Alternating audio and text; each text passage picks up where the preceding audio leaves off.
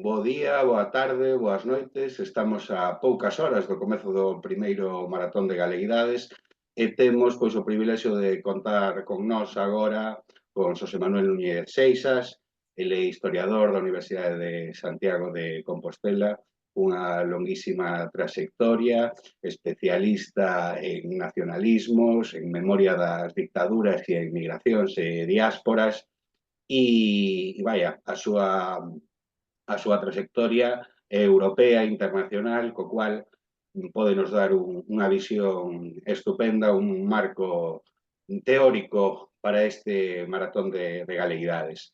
El, ademais, é vicepresidente do Consello da Cultura de Galicia e director do Arquivo de Emigración Galega. E sin máis, pois moitas gracias, José Manuel, por estar aquí. Vouche facer a primeira pregunta. Moi ben, Como moitas grazas a vos. Como caracterizarías a emigración galega, digamos, tradicional no imaginario do século XIX, século XX? Que destinos e que motivacións foron os máis relevantes? Ben, a época do que se adoita chamar as migracións masivas, que vai máis ou menos do 1880 a 1930, pois viu saír de Galicia arredor dun millón de persoas. É certo que o que contamos sempre son un número de pasaxeiros, non necesariamente todas esas persoas ficaron nos lugares de destino. Trátase dunha migración que, sobre todo, recruta os seus membros ou os seus protagonistas entre o campesiñado parcelario, das zonas costeiras primeiro, despois do interior de Galicia. Trátase dunha migración masiva que se desenvolve na súa grande maioría a través de mecanismos que adoitamos chamar de mecanismos de migración persoais, a través de redes migratorias. Por que isto era así no caso galego e non noutros casos peninsulares? Pois nomeadamente polo feito de que os campesiños galegos eran, se se quere, pobres, pero non tan pobres, ou polo menos non tan pobres como a outros, por exemplo, como os andaluces ou os casteláns, debido ás peculiaridades do sistema de propiedade da terra en Galicia, o sistema foral, tiñan a capacidade de dar en préstamo, de utilizar como garantía para solicitar empréstimos as súas leiras. E, precisamente por iso, moitos deles o que facían era seguir o trazo de cadeas migratorias existentes, seguir as pegadas dos pioneiros, dos que migraran primeiro. Moitas veces eses que migraran primeiro retrotraíanse ata o período colonial. Tamén migraran a Cádiz, migraran a Lisboa, migraran a Madrid, a outras cidades de Castela, migraran mesmo a outros pontos de Europa. Ben, en todo caso, esa migración masiva é maioritariamente masculina, son homes que migran sós, que nunha segunda etapa, despois que se establecen, chaman por mulleres e fillos do saber, que chaman por parentes, con veciños. Son migrantes que se van sobre todo a América Latina, en primeiro lugar Cuba, despois Arxentina, pero tamén cunha proporción crecente consonte avanza o século XX, Uruguai, Brasil e outros destinos menores. Tamén hai correntes máis minoritarias que van a Chile, procedentes da Mezquita ou da Peroxa, ou que van aos Estados Unidos, sobre todo de concellos das Mariñas ou da Costa da Morte, relacionados con oficios marítimos, así sucesivamente. É unha migración que se caracteriza igualmente por non ser concibida en orixe como definitiva. A grande maioría, polo que sabemos, dos migrantes que marchaban querían volver. E precisamente por iso, outra cousa que despois moitos non o conseguisen ou optasen por outros roteiros vitais en función das novas relacións que ian tecendo na América. Precisamente por iso, os migrantes galegos, os migrantes e despois as emigrantes, sobre todo a partir de 1910, 1920, que hai un incremento de participación feminina, ficaban nas grandes cidades. É dicir, a emigración española e ibérica en xeral nas Américas é unha migración basicamente urbana, que se establece moi pouco no rural, coa excepción dos vascos, pero os galegos son aínda máis urbanos que o conxunto dos ibéricos. Os nichos preferentes de actividade onde se insiren, sobre todo o sector servizos urbano, oficios manuais de baixa e media cualificación, pero case que sempre no sector servizos, aínda que, obviamente, non faltaron galegos que foron pescadores en Cuba ou en Casablanca, poño por caso, outro lado da Bahía da Habana, ou que foron traballadores portuarios nas docas de Santos, ou que foron traballadores das usinas de electricidade das centrais eléctricas en Avellaneda. Agora, a imaxe preponderante do inmigrante galego nas Américas, nesa época clásica, digamos, o galego que traballaba de dependente de comercio, o galego que traballaba no sector servizos, que era condutor de tranvía, etcétera, etcétera. Non? E que despois facía carreira no ramo do comercio do pequeno comercio. E que moitas veces, grazas a iso, precisamente por establecerse na cidade e non no campo, podía liquidar as súas pertenzas, os seus negocios e volver en determinados intres da súa vida. Por exemplo, cando en Cuba, comezos da década de 1920, sobreven a etapa que na historia cubana se chama das vacas fracas, pois han moitos comerciantes galegos que liquidan os seus comercios perante as dificultades económicas e volven. E que impacto socioeconómico e na identidade de Galicia tivo este proceso de emigración masiva? Ben, na altura de 1914, por poñer un caso, a cidade máis grande de Galicia era Bos Aires. Era a cidade onde moraban máis galegos e galegas de primeira xeración. A segunda cidade de Galicia, a segunda cidade do mundo onde había máis galegos era A Habana. A terceira, pois aquí se entraba a Coruña, e a cuarta era Montevideo.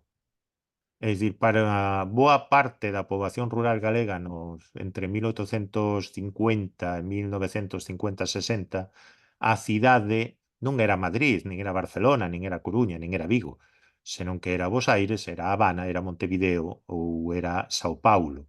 Isto é, hai un proceso de terciarización, de urbanización e mesmo de modernización que atinxe a boa parte da poboación galega que ten lugar alén mar, que se produce sobre todo nas grandes cidades de América. É unha vía de modernización que, ao contrario que acontece no resto da península, non sempre pasa pola Europa, senón que ven das Américas.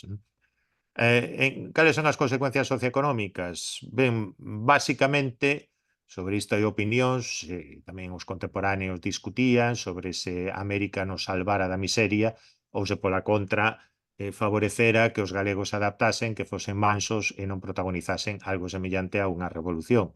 Non podemos saber o que podería ter acontecido de non haber migración. Por lo tanto, o que se podemos xulgar é o que pasou.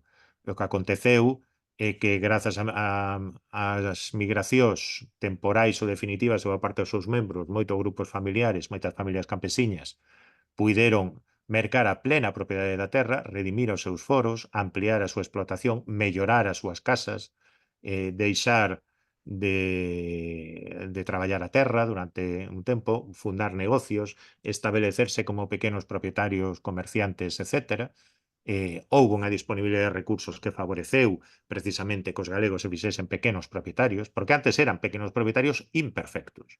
É dicir, en segundo lugar, todas as iniciativas de progreso que hai na Galicia da primeira metade do século XX teñen a ver con capitais chegados de América, dende o establecemento das primeiras centrais eléctricas de base local ata a introdución de novos cultivos, a modernización da agricultura, a introdución de máquinas malladoras ou, digamos, a apertura de liñas de autobús, pasando por empresas quizáis un pouco máis exóticas.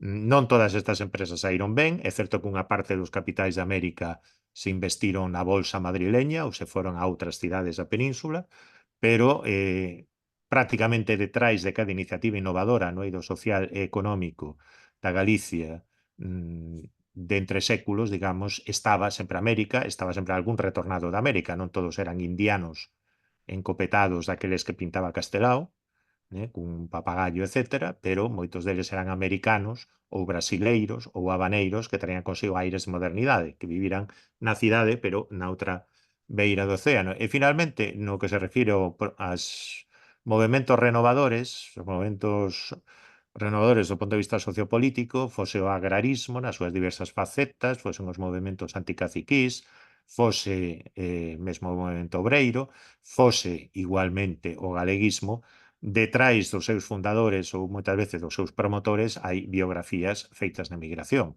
Sen ir máis lonxe, boa parte dos símbolos, o galeguismo, por exemplo, o galeguismo político, a primeira codificación de Galicia como entidade política e cultural diferenciada e diferencial, non é que nace na América, pero espállase grandemente nas Américas, e son, por exemplo, os habaneiros, os inmigrantes galegos na Habana, os que en parte financian a publicación de Historia de Galicia de Murguía, é ali onde se escoita por primeira vez, onde se interpreta en público o himno galego, pero é ali tamén onde se acolle a Curros Enríquez, da mesma maneira que despois é de ali que xorde a iniciativa para crear a Real Academia Galega e, sobre todo, darlle un apoio económico sostido. E despois o facho, digamos, recolleu uno o Bos Aires, polo menos ata os anos 30. Aí están os centenares de escolas creadas polas chamadas sociedades de instrucción, tamén de moi diverso tipo.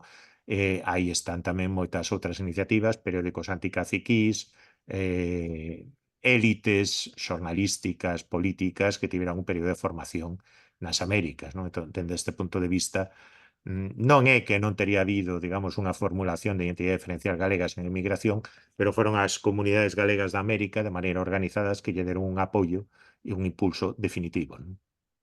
E agora, digamos, no 2024,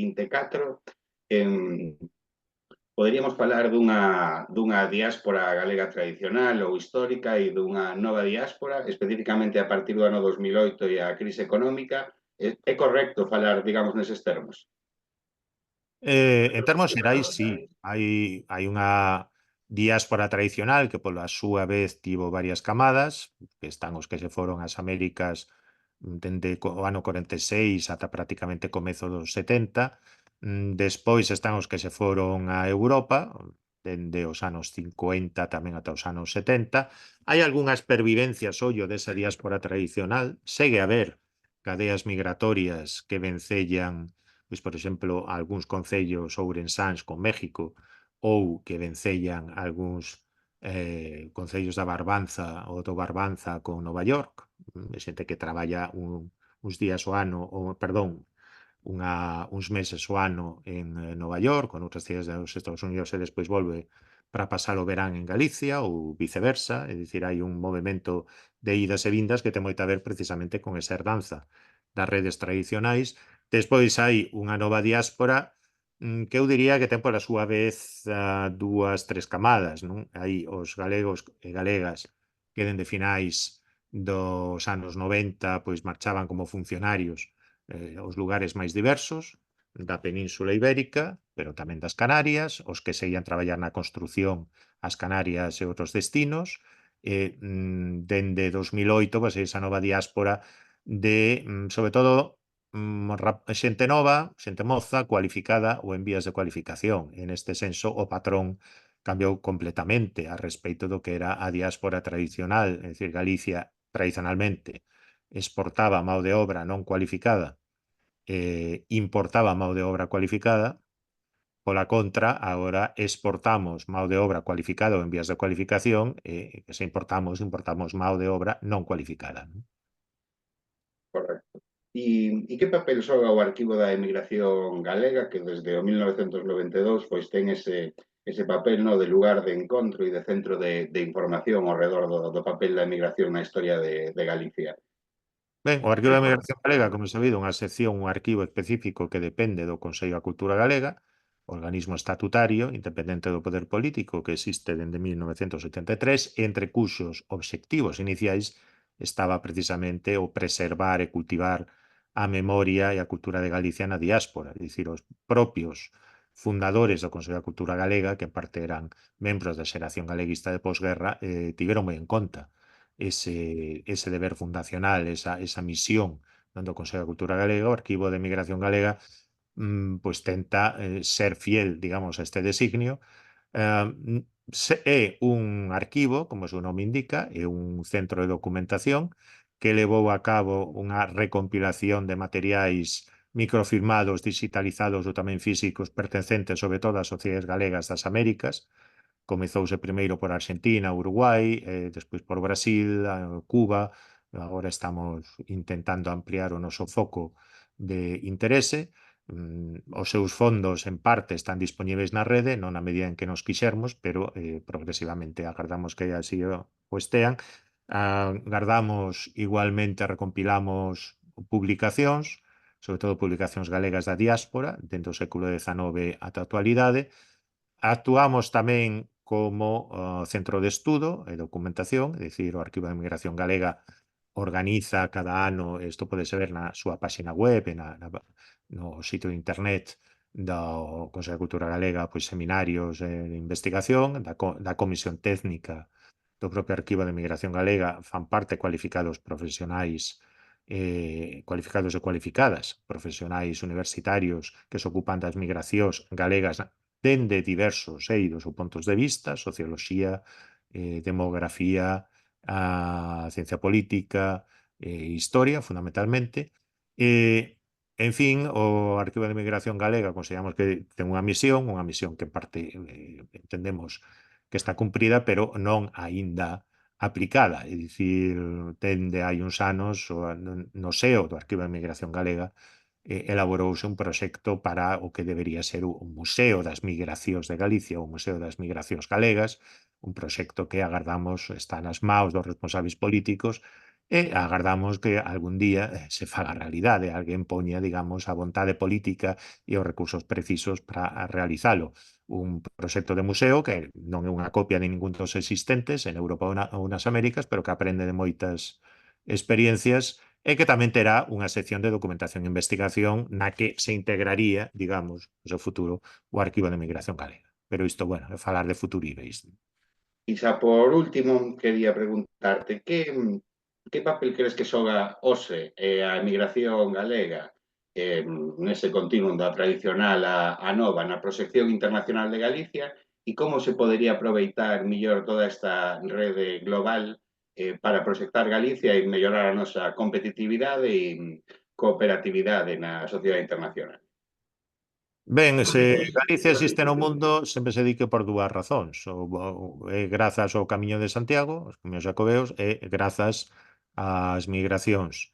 Obviamente, as comunidades galegas, a diáspora galega, a que non lle gosta esta palabra, a min sí, a diáspora galega no mundo é multiforme, existen galegos organizados ou espallados, pero conectados a través das redes e das novas tecnoloxías en prácticamente calquera recanto do mundo, non só nos centros da diáspora tradicional, non só en Bos Aires ou na Habana ou Nova York, senón tamén en Londres, en Berlín ou en Palermo. E, obviamente, aí temos un grande potencial sobre o que debemos reflexionar e, sobre todo, pode servir de pancas para mellorar a nosa presenza exterior, en primeiro lugar, a nosa visibilidade, en segundo lugar, porque Galicia segue a ter un grande problema de visibilidade exterior, é dicir, como comunidade política, social e cultural diferenciada, aínda que só sexa así. E, en terceiro lugar, para servir de intermediario coas sociedades, con as máis diversas sociedades do mundo, sempre tendo en conta que Galicia non só somos os galegos e galegas que moramos na Galicia territorial. Galicia é un concepto moito máis amplo que integra unha identidade diaspórica da que fan parte fillos e netos de galegos e galegas en todo o mundo, ou tamén o que podemos chamar galegos que escollen selo, é dicir, xente que simplemente se achega á cultura galega por afección, por amor ou por interese de moi diverso tipo, non? Penso que esas pancas debémolas aproveitar moito millor, sempre tendo en conta aquilo que dicía a Xeración Nós, que Galiza é unha célula de universalidade, e a diáspora debe ser un camiño, un chanzo máis nesa universalidade. Bueno, obrigadísimas, Xosé Manuel. Xa estamos máis equipados para enfrontar o maratón. Moitas gracias. Moitas grazas a vos. Hasta logo.